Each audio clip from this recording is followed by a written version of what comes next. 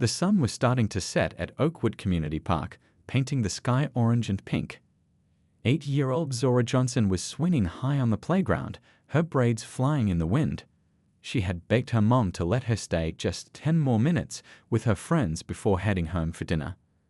"Higher," she shouted to her friend who was pushing her. "I want to touch the clouds." Nearby, a police car pulled up slowly. Officer Raymond Miller sat inside watching. This wasn't his first time driving by the park this week. He had been coming by for days, always at the same time, always watching the same little girl. Most kids at the park barely noticed the police car. Cops often drove around the neighborhood. But something about this officer felt different. He never smiled or waved like the other officers did. An ice cream truck's cheerful music filled the air at the edge of the park. Zora's friends jumped with excitement. "Come on, Zora. Ice cream," they called, running toward the truck. "Save my swing," Zora yelled back, climbing down. But before she could follow her friends, Officer Miller stepped out of his car and walked toward her. "Are you Zora Johnson?" he asked, his voice serious. Zora nodded slowly. She had been taught to respect police officers, but something felt wrong. "There's been an emergency with your mother," Officer Miller said, not quite looking her in the eyes. "She asked me to come get you right away." Zora felt her stomach tighten. "My mom, is she okay?" "She will be, but we need to hurry," he said, putting his hand on her shoulder and steering her toward his patrol car. Zora looked back at the ice cream truck where her friends were laughing. She wanted to call out to them, but the officer was already opening the car door. She dropped her purple backpack in the mulch as he guided her inside. By the time her friends returned with dripping ice cream cones, Zora was gone. Tanya Johnson checked her watch for the 5th time. It was nearly 7:30 p.m., and Zora was never this late. She had called the parents of all Zora's friends, but no one had seen her since the playground. She wouldn't just wander off, Tanya told her neighbor as she grabbed her car keys. "Something's wrong." At the park, all they found was Zora's purple backpack with the space stickers she had put on herself. Tanya's hands shook as she picked it up. "Someone said they saw her talking to a police officer," one of the kids finally said. "By the swings." Tanya froze. As a civil rights attorney who had won several cases against the local police department, she knew how some officers viewed her family. At the police station, Tanya's worry turned to anger. The desk sergeant seemed to take forever writing down information, barely looking up as she described what happened. "Kids wander off all the time," he said with a shrug. "Especially in that neighborhood."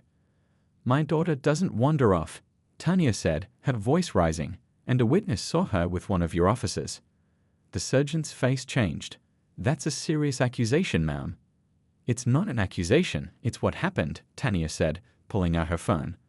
"I want to see security footage of every patrol car that went past that park today."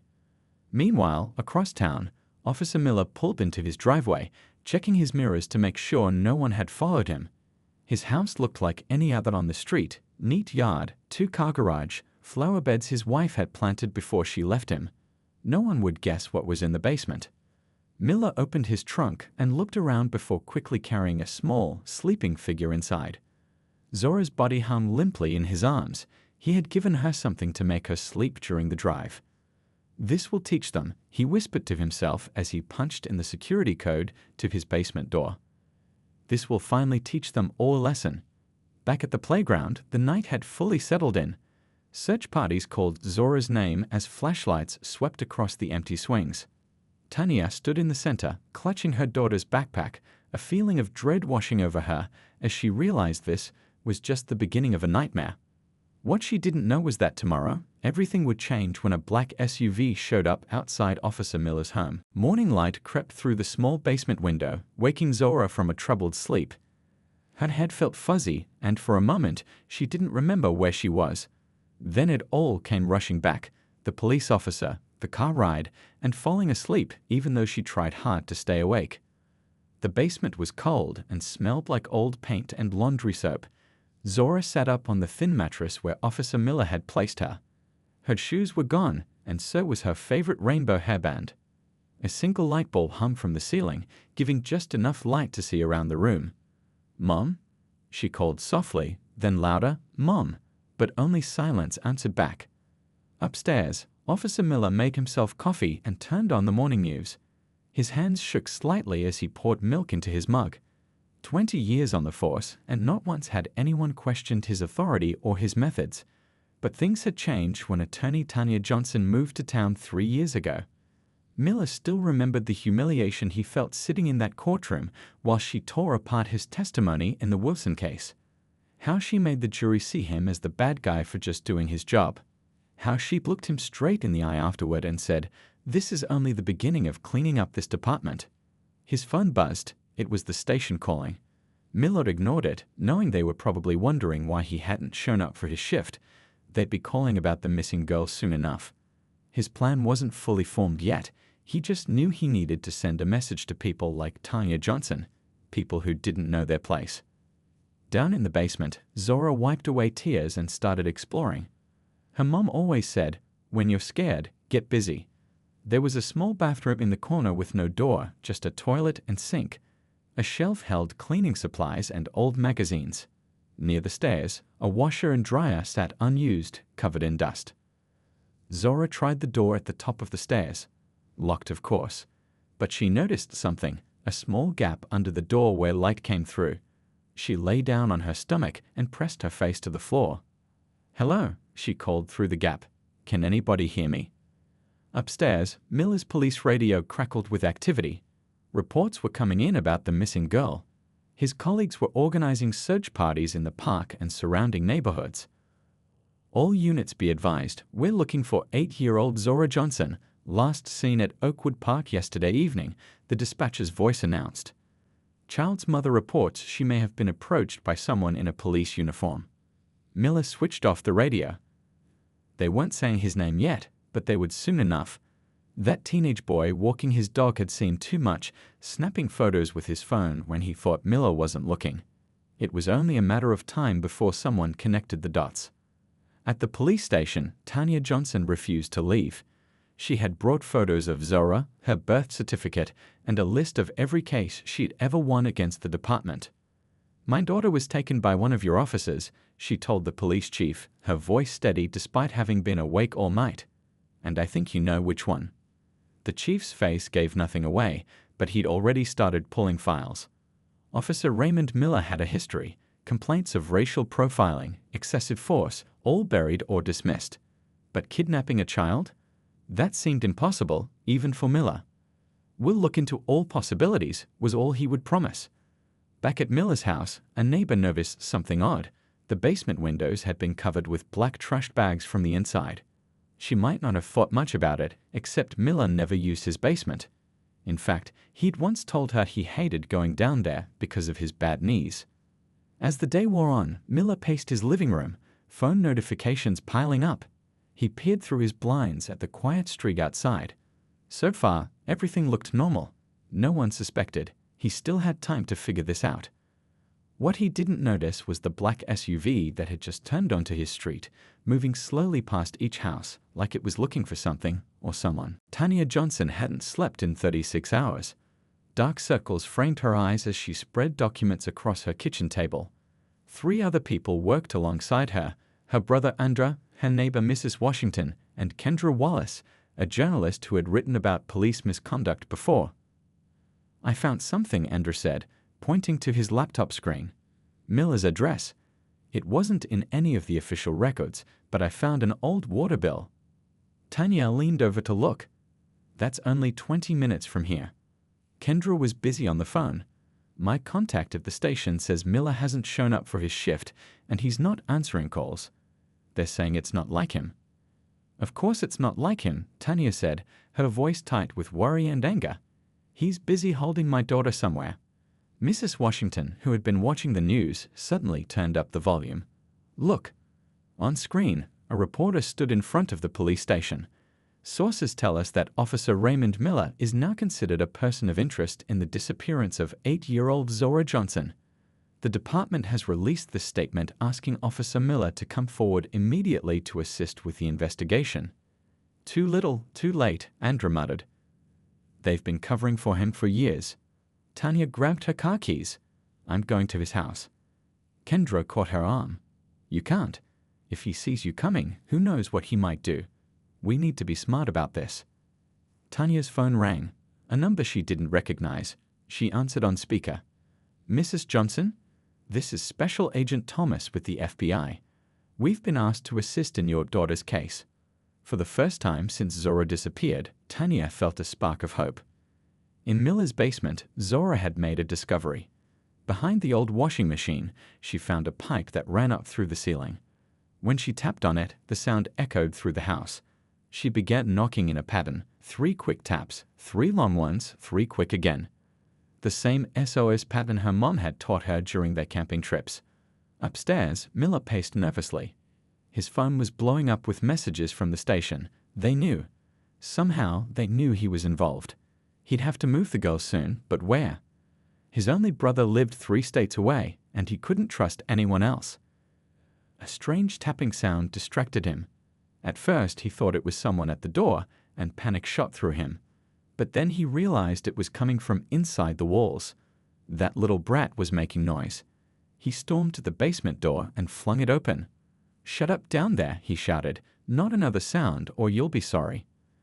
Zora scrambled away from the pipe and sat on her mattress, trying to look scared and obedient. But inside, she felt a small victory. He had opened the door. She had made him react. And she had seen something important, daylight behind him. It was still daytime, which meant she had been here overnight. After Miller slammed the door shut, Zora returned to the pipe and continued tapping, softer now. More carefully. She wasn't giving up. The black SUV parked a block away from Miller's house. Inside sat Special Agent Thomas and his team, watching the property through specialized equipment. "Thermal imaging shows 2 heat signatures," said one agent. "One moving around upstairs, probably Miller. The second is smaller, mostly stationary in what appears to be the basement." "That's got to be the girl," Thomas said. "But we need to be absolutely certain before we move in. Miller is armed and unstable. One wrong move could be disastrous." "Sir," another agent called from the back seat, "listen to this." He turned up the volume on a sensitive listening device pointed at the house. Through the static came a faint but unmistakable sound, tapping in a clear pattern. 3 short, 3 long, 3 short. "SOS," Thomas said. "It's her. She's alive and she's fighting." He picked up his secure phone to call Tanya. "Mrs. Johnson, we've located your daughter. She's alive. I repeat, Zora is alive. And we're going to bring her home." Across town, Tanya covered her mouth to hold back a sob. Now the real work would begin. Getting Zora out safely would take every bit of skill and patience they had. One wrong move, and everything could fall apart. The black SUV had been parked across from Miller's house for 6 hours now. Inside, Special Agent Thomas studied the house plans that his team had pulled from county records. The basement had only one entrance from inside the house and a small window too narrow for even a child to climb through. "We can't just storm in," he told his team. "Miller was top of his class in tactical training. He has guns, and he knows how to use them." In the passenger seat, Agent Rivera nodded. "Plus, we need solid evidence. If we go in without proper cause and something goes wrong, he could walk free on a technicality." Thomas tapped his fingers on the steering wheel. "We need eyes inside that house." Just then, Miller's front door opened. The agents tensed as they watched Miller step outside, checking his mailbox. He looked nervous, constantly glancing up and down the street. "He spotted us," Rivera whispered. "Good," Thomas replied. "Let him sweat." Inside Miller's house, the situation was deteriorating. After spotting the unmarked vehicle, Miller had started packing a bag. He'd been a cop long enough to recognize an FBI stakeout when he saw one. Change of plans, he muttered to himself, loading his service weapon and a backup gun. He couldn't use his car. They'd be watching it. But his neighbor's garage opened onto the back alley. If he could get to their spare key. In the basement, Zora had made herself useful. Using a broken piece of metal she'd found behind the dryer, she'd managed to loosen a water pipe just enough to create a small leak. Water slowly dripped onto the concrete floor, forming a puddle that was gradually spreading. Zora knew about basements. Her grandmother's house had one that flooded every spring. When basements leaked, people had to fix them. And that meant someone might come down here, someone who wasn't Officer Miller. The basement door suddenly swung open, and Miller stomped down the stairs. Gone was the calm police officer from the park. His face was red, and he had a wild look in his eyes that scared Zora more than anything else so far. "Get up," he ordered. "We're leaving." Zora froze. Leaving meant a car. A car meant being seen. Being seen meant a chance for rescue. "I said get up." Miller grabbed her arm roughly. "I can't," Zora said, making her voice small and weak. "My leg hurts too much." Miller's eyes narrowed. Was this a trick? Then he saw the water spreading across the floor. "What did you do?" he shouted. "Nothing," Zora lied. "The pipe started leaking last night. I was scared to tell you." Miller cursed and splashed through the growing puddle to examine the pipe. This complicated everything. Water damage would bring plumbers, questions, maybe even the landlord. He needed to fix this now. "Stay there," he ordered, heading back upstairs for tools. As soon as he was gone, Zora ran to the basement window and pressed her face against it, trying to see outside. Through the dirty glass, she could just make out a black vehicle parked across the street. Someone was watching the house. In the SUV, Thomas's phone buzzed with an incoming message. A teenage boy had come forward with photos taken at the park. The images clearly showed Miller leading Zora to his patrol car. "That's it," Thomas said, showing the pictures to his team. "We've got probable cause." Just then, one of the agents monitoring the thermal imaging equipment called out. "Movement in the basement. The smaller heat signature is active near the west-facing window." Thomas grabbed his binoculars and focused on the basement window. For just a second, he caught a glimpse of a small dark face pressed against the glass. "It's hurt," he said, lowering the binoculars. "Radio for backup. We're going in." But before they could move, something unexpected happened. Miller came bursting out his back door carrying a duffel bag, heading toward his neighbor's garage. "He's running," Rivera shouted. Thomas grabbed his radio. "All units move in now. Suspect is attempting to flee with the child." What Miller didn't realize as he ran was that his house was already surrounded. FBI agents emerged from behind fences, from neighboring garages, even from the delivery truck that had been parked down the street all day. And every single one of them was ready to make sure that Zora Johnson made it home alive. Word spread through the neighborhood like wildfire. Neighbors who normally kept to themselves stood on their porches, watching as more police cars and unmarked vehicles surrounded Miller's house. Someone had called the local news station, and a van with a satellite dish was already setting up at the end of the block. "What's happening?" People asked each other. When they heard that Officer Miller had kidnapped a little girl, many shook their heads in disbelief. "Not Ray," said his next-door neighbor, an older white man who had known Miller for years. "He wouldn't do something like that." But others weren't so sure. A young woman who lived across the street stepped forward to speak with Agent Rivera. "I've seen him watching children at the park before," she said quietly. "I thought maybe he was just being protective, you know. But something about it never felt right." Inside the command vehicle that had joined the black SUV, Tanya Johnson sat with her brother Andra, watching the live feed from cameras that agents had positioned around Miller's property. Every muscle in her body was tense as she leaned toward the screen. "Why aren't they going in?" she asked, her voice tight with worry. "They know she's in there." "They need to be careful," Andra reminded her, though his own patience was wearing thin. "If Miller feels cornered, who knows what he might do?" Just then, the radio crackled to life. "Suspect is on the move, headed toward the rear neighbor's property. No visual on the child." Tanya's heart dropped. "Where's Zora? Why isn't she with him?" On screen, they could see Miller sprinting across his backyard, duffel bag in hand. Agents converged from multiple directions, but Miller fired 2 shots into the air, causing them to momentarily take cover. "All units be advised, suspect is armed and dangerous," came the dispatcher's voice. "Proceed with extreme caution." Agent Thomas's voice cut through the chaos. "Team B, maintain position at the house. The child is still inside. Repeat, the child is still in the house." Inside Miller's basement, Zora heard the commotion above, shouting, running footsteps, and then what sounded like fireworks, but she knew were gunshots. Her heart raced as she backed into the corner of the room, as far from the stairs as possible. The basement door hung partially open from when Miller had rushed upstairs. Through the crack, Zora could see people moving around. Strangers in dark clothes. Were they here to help her? or more people like Officer Miller. She thought about running up those stairs, but her mom had always told her to stay put if she was ever lost.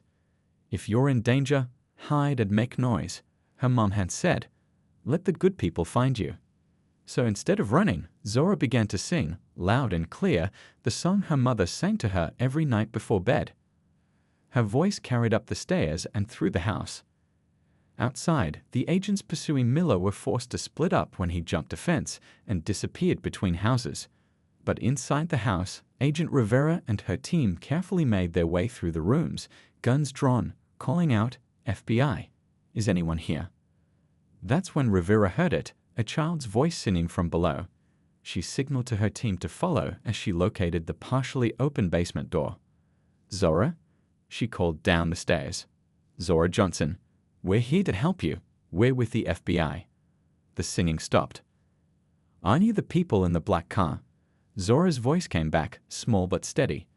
Rivera felt a smile break across her face. "Yes, we're the people in the black car. Your mom sent us to find you." "Is my mom okay?" Zora asked, still not moving from her corner. "She's waiting for you right now," Rivera assured her. "Can I come down and get you?" There was a pause, and then, "Do you promise you're not friends with the bad police officer?" "I promise," Rivera said firmly. "He can't hurt you anymore." Slowly, Rivera descended the stairs, holstering her weapon. When she reached the bottom, she saw a small figure huddled in the corner, chin up, eyes alert, watching her every move. Despite everything she'd been through, Zora Johnson looked more angry than afraid. "I want to go home now," Zora said simply. Rivera nodded, extending her hand. "Let's go. Your mom is waiting." Outside, the chase for Miller continued.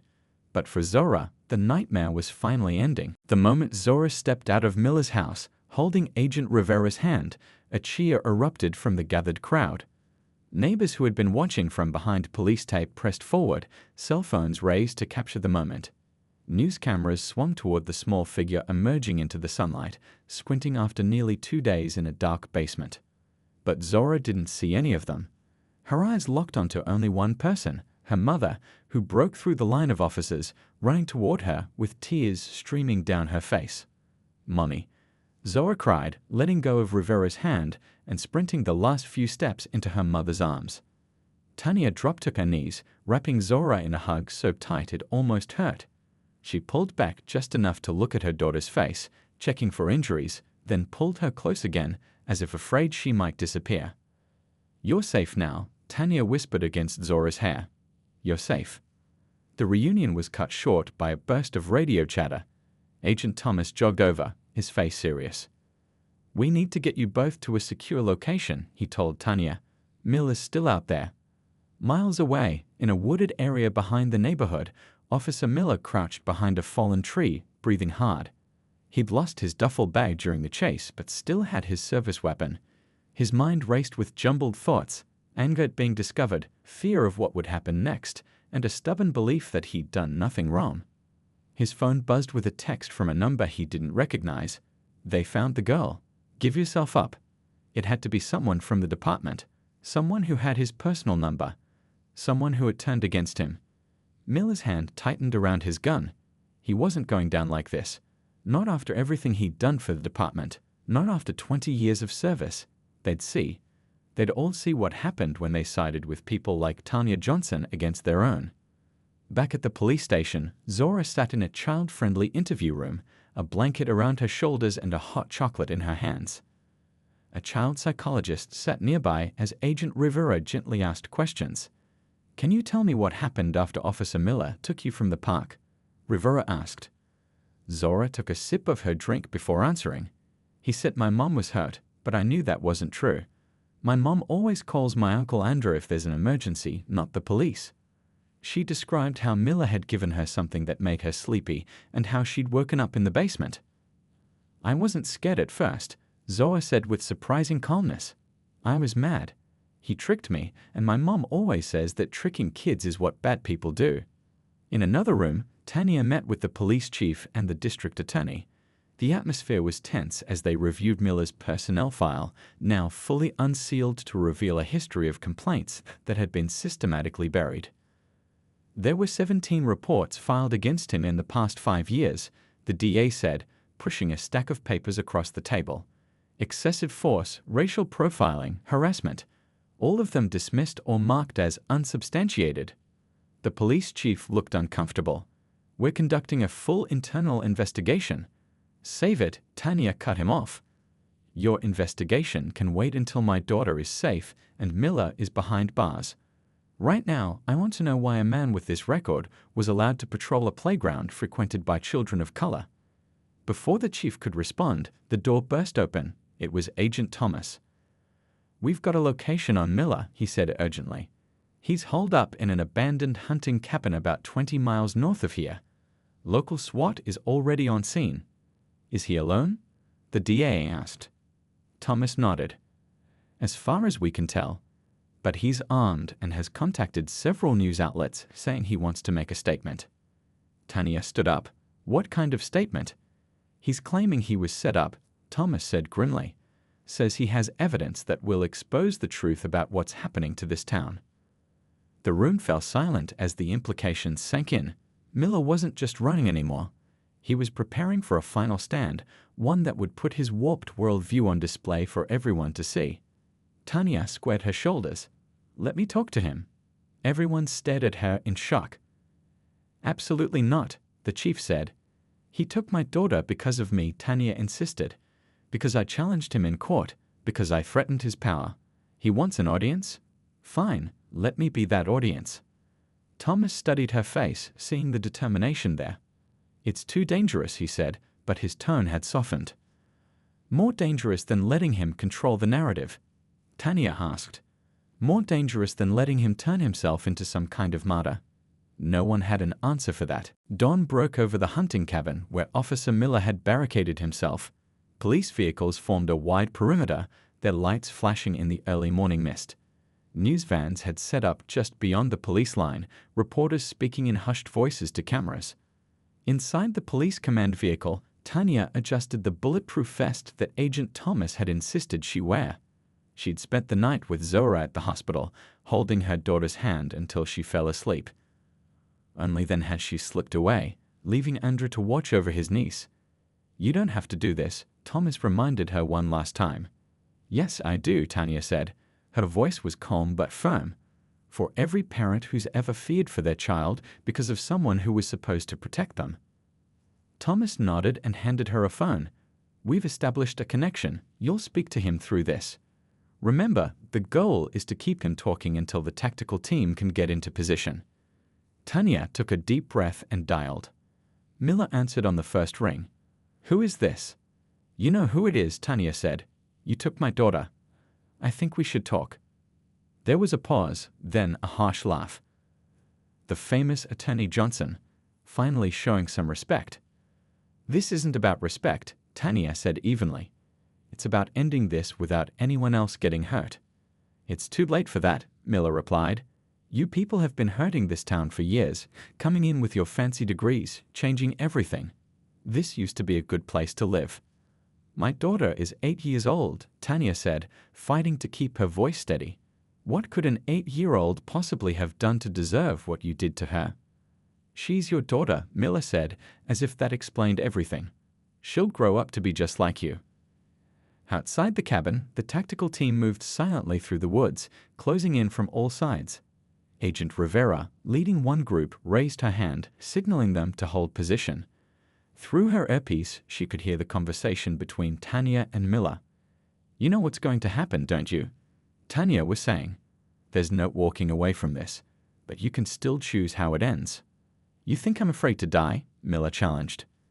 I think you're afraid to live in a world that's changing, Tanya replied. But taking my daughter didn't stop anything. Look around you. Black, white, Asian, Hispanic. Everyone's working together to bring you in. That's the future, whether you like it or not. In the hospital room, Zora woke up to find her Uncle Andrew dozing in a chair beside her bed. The TV in the corner was tuned to the news, the sound muted. Zora reached for the remote and turned up the volume. Standoff continues at Willow Creek, where former Officer Raymond Miller remains barricaded inside a hunting cabin. Sources tell us that Tanya Johnson, mother of the kidnapped girl, is now speaking with Miller by phone. Uncle Andra, Zora said, shaking him awake. Mom's talking to the bad officer. Back at the cabin, Miller had fallen silent. Thomas gave Tanya a thumbs up. The longer they kept Miller on the phone, the better. I never wanted to hurt the girl, Miller finally said, his voice softer. I just wanted to send a message. I know, Tanya lied. And everyone's heard it, but what happens next is up to you. They'll never understand why I did it, Miller said. Then come out and explain, Tanya urged. Face to face. Just you and me.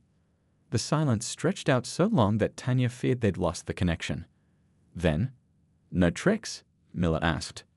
No tricks, Tanya promised, meeting Thomas' eyes. From her position in the woods, Agent Rivera watched as the cabin door slowly opened. Miller appeared, gun in hand but pointed at the ground. He squinted in the morning light, looking around until he spotted the command vehicle where Tanya stood, now visible at the open door. For one heartbeat, everything was still. Then Miller raised his gun, not toward Tanya, but to his own head. Gun, someone shouted. What happened next seemed to unfold in slow motion. 3 shots rang out from the tactical team. Miller crumpled to the ground. Agents rushed forward, weapons trained on his motionless form. 1 month later, Zora stood beside her mother at the community center. A large crowd had gathered to hear Tanya speak about the changes coming to the police department, a new oversight committee, mandatory body cameras, and a special unit to investigate allegations of misconduct. What happened to my daughter should never happen to any child, Tanya told the crowd. But out of this darkness, we found a path toward real change. Zora looked up at her mother, then out at the sea of faces, all colors, all ages, all nodding in agreement. She squeezed her mother's hand. We won, she whispered. Tanya smiled down at her daughter. No, baby, we just started.